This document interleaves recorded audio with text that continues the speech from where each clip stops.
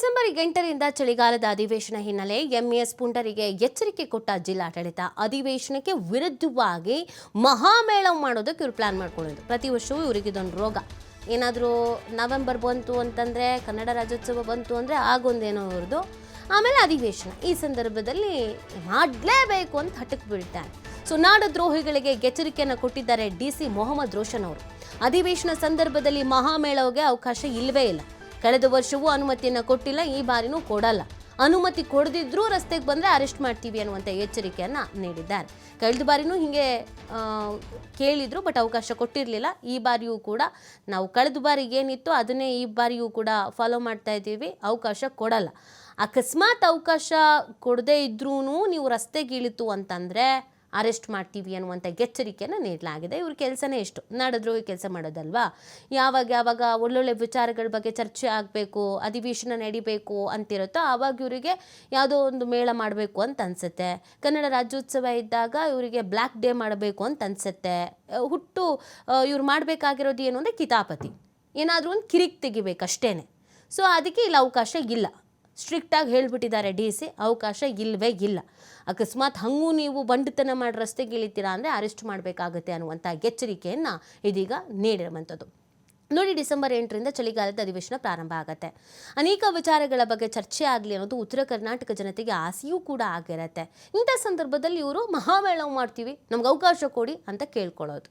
ಅದಕ್ಕೆ ಅವಕಾಶ ಇಲ್ಲ ಅನ್ನೋದನ್ನು ಹೇಳಿದ್ದಾರೆ. ಲಾಸ್ಟ್ ಟೈಮು ಅವ್ರಿಗೆ ಪರ್ಮಿಷನ್ ಡಿನೈನೂ ಮಾಡಿದ್ದೀವಿ. ಮಾಡಿದ ನಂತರನೂ ಅವ್ರು ಏನಾದರೂ ಕಾನೂನು ಬಾಹಿರವಾಗಿ ಏನಾದರೂ ರೋಡ್ಗೆ ಬಂದಿದ್ದಾರೆ ಅಂದರೆ ಅವ್ರನ್ನ ಹಿಂದಿನ ವರ್ಷನೂ ನಾವು ಅರೆಸ್ಟ್ ಮಾಡಿದ್ದೀವಿ, ಮೊನ್ನೆನೂ ನಾವು ಅರೆಸ್ಟ್ ಮಾಡಿದ್ದೀವಿ. ನಮ್ಮ ಪೊಲೀಸ್ ಆಯುಕ್ತರಿರಲಿ, ನಮ್ಮ SP ರವರಿರಲಿ, ಇದರಲ್ಲಿ ಭಾಳ ಕ್ಲಾರಿಟಿ ಇದೆ ನಮಗೆ. ನಾವು ಯಾರನ್ನೂ ಈ ಥರ ಪ್ರತಿಭಟನೆ ಇಲ್ರಿ, ಅವ್ರು ಮಾಡ್ತಾ ಇದ್ದಾರೆ ಅಂದರೆ ಅದು ಕಾನೂನು ಬಾಹಿರ ಚಟುವಟಿಕೆ. ಅದಕ್ಕೆ ನಾವು ಏನೇನು ಕಾನೂನು ರೀತಿಯ ಕ್ರಮ ತಗೋಬೇಕು ನಾವು ತಗೊಳ್ತೀವಿ. ನಾನು ಲಾಸ್ಟ್ ಟೈಮೇ ಹೇಳಿದ್ದೀನಿ, ನಾವು ಎಲ್ಲ ಕಾನೂನು ರೀತಿಯ ಕ್ರಮವನ್ನು ತಗೊಳ್ತೀವಿ. ಅರೆಸ್ಟ್ ಮಾಡಬೇಕಂದ್ರೆ, ಡಿಟೆನ್ಷನ್ ಮಾಡಬೇಕಂದ್ರೆ ಡಿಟೆನ್ಷನು ಮಾಡ್ತೀವಿ. ನಮಗೆ ಇದರಲ್ಲಿ ಡೌಟೇ ಇಲ್ಲ. ಲಾಸ್ಟ್ ಟೈಮು ಅವ್ರಿಗೆ ಪರ್ಮಿಷನ್ ಡಿನೈನೂ ಮಾಡಿದ್ದೀವಿ. ಮಾಡಿದ ನಂತರನೂ ಅವ್ರು ಏನಾದರೂ ಕಾನೂನು ಬಾಹಿರವಾಗಿ ಏನಾದರೂ ಬಗ್ಗೆ ಮಾಹಿತಿಯನ್ನು ನೀಡ್ತಾರೆ ನಮ್ಮ ಪ್ರತಿನಿಧಿ ಶ್ರೀಧರ್. ಪ್ರತಿ ಬಾರಿಯೂ ಏನಾದರೂ ಒಂದು ಕಿರಿಕ್ ಈ ಎಂಇಎಸ್ ಪುಂಡರ್ದು ಇದ್ದೇ ಇರತ್ತೆ. ಈ ಬಾರಿ ಯಾವ ರೀತಿಯಾಗಿ ಖಡಕ್ ಎಚ್ಚರಿಕೆ ನೀಡಿದ್ದಾರೆ ಡಿಸಿ? ನಿತಿ, ಬೆಳಗಾವಿಯಲ್ಲಿ ಇದೇ ಡಿಸೆಂಬರ್ 8ರಿಂದ ಚಳಿಗಾಲ ಅಧಿವೇಶನ ಆರಂಭ ಆಗ್ತದೆ. ನಿತಿ, ಚಳಿಗಾಲ ಅಧಿವೇಶನದ ಮೊದಲ ದಿನವೇ ನಾಡದ್ರೋಹಿ ಎಂಇಎಸ್ ಮಹಾಮೇಳವ ಆಯೋಜಿಸೋದಕ್ಕೆ ಪ್ಲಾನ್ ಮಾಡಿರ್ತಕ್ಕಂಥದ್ದು. ಯಾವಾಗಿಂದ ಬೆಳಗಾವಿಯಲ್ಲಿ ಚಳಿಗಾಲ ಅಧಿವೇಶನ ಆರಂಭ ಆಗ್ತಾ ಇದೆಯೋ ಅವಾಗಿಂದ ಕೂಡ ಅದಕ್ಕೆ ಅಧಿವೇಶನ ವಿರುದ್ಧವಾಗಿ ನಾಡದ್ರೋಹಿಗಳು ಶೆಡ್ ಹೊಡೆದು ಒಂದು ಮಹಾಮೇಳವ ಮಾಡ್ಕೊಂಡು ಬರ್ತಾ ಇದ್ರು. ಆದ್ರೆ ಕಳೆದ 2 ವರ್ಷ ಅಂದ್ರೆ ಕಳೆದ ವರ್ಷ ಮತ್ತು ಈ ವರ್ಷ ಏನಂದ್ರೆ ಪ್ರಮುಖವಾಗಿ ಮಹಾಮೇಳವಕ್ಕೆ ಯಾವುದೇ ರೀತಿ ಅವಕಾಶ ಕೊಡೋದಿಲ್ಲ. ಜೊತೆಗೆ ಯಾರಾದ್ರೂ ಈ ಒಂದು ಅನುಮತಿ ಇಲ್ಲದೆ ರಸ್ತೆಗೆ ಬಂದ್ರೆ ನಾಡದ್ರೋಹಿ ಎಂಇಎಸ್ ಮುಖಂಡರಾಗಿರ್ಬೋದು, ಅವ್ರ ಕಾರ್ಯಕರ್ತರಾಗಿರ್ಬೋದು, ಅವ್ರನ್ನ ಅರೆಸ್ಟ್ ಮಾಡ್ತೀವಿ ಅನ್ನೋಂಥ ಒಂದು ಖಡಕ್ ಎಚ್ಚರಿಕೆಯನ್ನ ಈಗ ಜಿಲ್ಲಾಧಿಕಾರಿ ಮೊಹಮ್ಮದ್ ರೋಷನ್ ಕೊಟ್ಟಿದ್ದಾರೆ. ಯಾಕಂದ್ರೆ ಇಡೀ ಸರ್ಕಾರದ ಆಡಳಿತ ಯಂತ್ರವೇ ಬೆಳಗಾವಿಯಲ್ಲಿರುತ್ತೆ. ಬೆಳಗಾವಿ ಸುವರ್ಣ ವಿಧಾನಸೌಧ 10 ದಿನಗಳ ಕಾಲ ಚಳಿಗಾಲ ಅಧಿವೇಶನ ನಡೆಯುತ್ತೆ.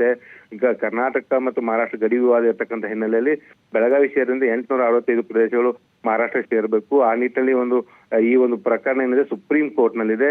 ಬೆಳಗಾವಿಯಲ್ಲಿ ಯಾವುದೇ ಕಾರಣಕ್ಕೂ ಮಹಾಮೇಳವ ಮಾಡಬಾರ್ದು ಅನ್ನುವಂತ ಏನು ಪ್ರಮುಖವಾಗಿ ಬೆಳಗಾವಿಯಲ್ಲಿ ಯಾವುದೇ ಕಾರಣಕ್ಕೂ ಅಧಿವೇಶನ ನಡೆಸಬಾರ್ದು ಅನ್ನುವಂತ ಅದನ್ನು ವಿರೋಧಿಸಿ ಬೆಳಗಾವಿಯಲ್ಲಿ ನಾಡದ್ರೋಹಿ ಎಂಇಎಸ್ ನಿಂದ ಈ ಮಹಾಮೇಳವ ಮಾಡ್ಕೊಂಡು ಬರ್ಲಾಗ್ತಾ ಇದೆ. ಆದ್ರೆ ಕಳೆದ ವರ್ಷ ಕೂಡ 144 ಜಾರಿ ಮಾಡಿ ಎಂಇಎಸ್ ಪುಂಡ್ರು ಸೇರದಂತೆ ಜಿಲ್ಲಾಡಳಿತ ಕ್ರಮ ತೆಗೆದುಕೊಂಡಿತ್ತು. ಈ ಬಾರಿ ಕೂಡ ಅಂತದೇ ಕ್ರಮಗಳನ್ನು ತೆಗೆದುಕೊಳ್ಳೋದಕ್ಕೆ ಜಿಲ್ಲಾಡಳಿತ ಮುಂದಾಗಿದೆ ನೀತಿ. ಯಾಕಂದ್ರೆ ಎಂಇಎಸ್ ಮುಖಂಡರ ಯಾವುದೇ ಕಾರಣಕ್ಕೂ ಬೆಳಗಾವಿಯಲ್ಲಿ ಮಹಾಮೇಳವ ಮಾಡಬಾರ್ದು, ಸರ್ಕಾರದ ವಿರುದ್ಧ ಯಾವುದೇ ರೀತಿಯ ಏನು ನಾಡದ್ರೋಹಿ ಘೋಷಣೆ ಹಾಕುವಂತಾಗಿರ್ಬೋದು, ಸರ್ಕಾರದ ವಿರುದ್ಧವಾದಂತ ಯಾವುದೇ ಸಭೆ ಸಮಾಗಮ ನಡೆಸಬಾರ್ದು, ಅದನ್ನು ತಡೆಗಟ್ಟುವ ನಿಟ್ಟಿನಲ್ಲಿ ಈ ಕ್ರಮಗಳನ್ನ ಜಿಲ್ಲಾಡಳಿತ ತೆಗೆದುಕೊಳ್ತಾ ಇದೆ. ಜೊತೆಗೆ ಸ್ವತಃ ಪೊಲೀಸ್ ಇಲಾಖೆಗೆ ಈಗಾಗಲೇ ಅನುಮತಿಗಾಗಿ ಅರ್ಜಿಯನ್ನು ಕೂಡ ಸಲ್ಲಿಸಲಾಗಿದೆ ಎಂಇಎಸ್ ಮುಖಂಡರಂದ್ರೆ. ಆದ್ರೆ ಇಲ್ಲಿವರೆಗೂ ಕೂಡ ಅನುಮತಿ ಅವರಿಗೆ ಕೊಟ್ಟಿಲ್ಲ. ಜೊತೆಗೆ ಅನುಮತಿಯನ್ನ ಜಿಲ್ಲಾಡಳಿತ ನಿರಾಕರಿಸಿರ್ತಕ್ಕಂಥದ್ದು.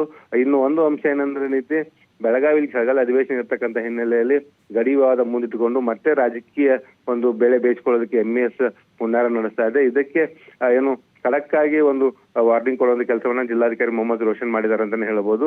ಈ ಕಳೆದ ವರ್ಷ ಕೂಡ ಇದೇ ರೀತಿ ಅನುಮತಿ ಕೊಡದ ಹಿನ್ನೆಲೆಯಲ್ಲಿ ಕರ್ನಾಟಕ ಮಹಾರಾಷ್ಟ್ರ ಗಡಿಯಲ್ಲಿರ್ತಕ್ಕಂಥ ಸಿನ್ನೋಳಿ ಗ್ರಾಮದಲ್ಲಿ ಹೋಗಿ MES ಪುಂಡ್ರು ಅಲ್ಲಿ ಒಂದು ಮಹಾಮೇಳವ ಮಾಡಿದ್ರು. ಈ ಮಹಾಮೇಳವಕ್ಕೆ ಮಹಾರಾಷ್ಟ್ರ ನಾಯಕರನ್ನ ಆಹ್ವಾನಿಸುವ ಮೂಲಕ MES ಪುಂಡ್ರು ತಮ್ಮ ಪುಂಡಾಟಿಕೆಯನ್ನು ಮಾಡ್ತಾನೆ ಇದ್ದಾರೆ. ಮಾಜಿ ಶಾಸಕ ಮನೋಹರ್ ಕಿನಕೆರೆ ಆಗಿರ್ಬೋದು, MES ಮುಖಂಡ ಶುಭಂ ಶೆಳ್ಕೆ ಆಗಿರ್ಬೋದು, ಹೀಗೆ ರಮಾಕಾಂತ್ ಕೊಂಡಸ್ಕರ್ ಆಗಿರ್ಬೋದು, ಈ ರೀತಿ ಹತ್ತಾರು MES ಮುಖಂಡರು ಈ ಒಂದು ನೇತೃತ್ವ ವಹಿಸಿ ಮಹಾಮೇಳವಕ್ಕೆ ಸಿದ್ಧತೆ ನಡೆಸ್ತಾ ಇದ್ದಾರೆ. ಈಗಾಗಲೇ ಗೌಪ್ಯ ಸಭೆಯನ್ನು ಕೂಡ ಮಾಡಿಕೊಂಡಿರ್ತಕ್ಕಂಥದ್ದು.